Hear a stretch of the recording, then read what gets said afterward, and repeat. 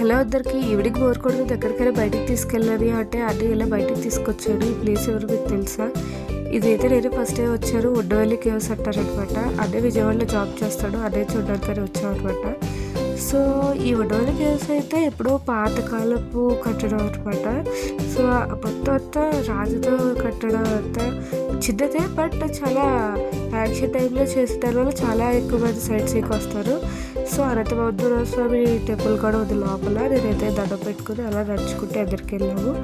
So కొంచెం దూరం అలా నడుస్తూ వెళ్ళాము.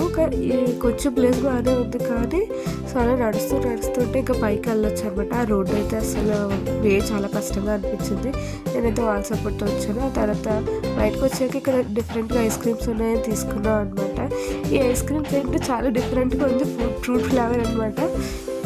కాస్ట్ అయితే ఇచ్చిపోయి 120 రూపీస్ అలా ఛార్జ్ చేశారు, కానీ టేస్ట్ మాత్రం ఒరిజినల్ పైనాపిల్ పీస్ తిన్నంత చాలా బాగుందన్నమాట. చాలా టేస్టీగా ఉంది.